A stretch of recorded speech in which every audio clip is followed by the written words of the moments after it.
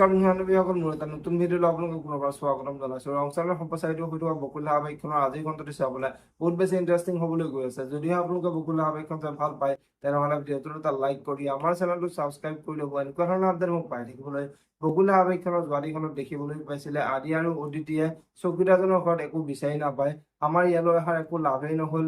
এই কাগজখনত দেখোন কোনোবা এজনৰ চহী আছে, এই মানুহজন বিচাৰি পেলাই আমি কিবা উলিয়াব পাৰিম বুলি অদিতিৰ আগত কোৱা দেখিবলৈ পাইছিলে। আৰু আজিৰ খনতে দেখিবলৈ পাব। এতিয়া আজি পেহীয়েকৰ ওচৰলৈ আহিব আৰু পেহীয়েকৰ ওচৰলৈ আহি আশ্ৰমখনৰ যে চকীদাৰ এজন আছিলে আৰু সেই চকীদাৰজনৰ ঘৰত যে অদিতি গৈছিলে আৰু সেই চকীদাৰজনৰ ঘৰত যে সেই কাগজখন পাইছে আৰু ইয়াত যে মানুহ এজনৰ চহী আছে, সেই সকলোবোৰ কথা পেহীয়েকৰ আগত কৈ দিয়াত পেহীয়েকৰ কাগজখন চাই সেই কাগজখনত চহী থকা মানুহজনৰ কথাবোৰ পেহীয়েকৰ মনত পৰি যাব। এতিয়া বাৰু পেহীয়েকে সেই মানুহজনৰ ঘৰলৈ গ'লে আশ্ৰমৰ কাগজ পাতিবোৰ বিচাৰি পাব নেকি? দেখিবলৈ পাব বকুল ধাৰাবাহিকখনৰ আজিৰ খনতে।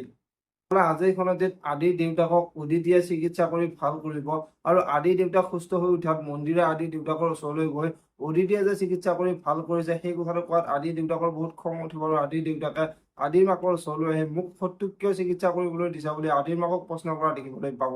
আপোনালোকে বকুল ধাৰাবাহিকখন চাই ভাল পায়, তেনেহ'লে ভিডিঅ'টো এটা লাইক কৰি আমাৰ চেনেলটো ছাবস্ক্ৰাইব কৰি ল'ব। এনেকুৱা ধৰণৰ আপডেট মোক পাই থাকিবলৈ ধন্যবাদ।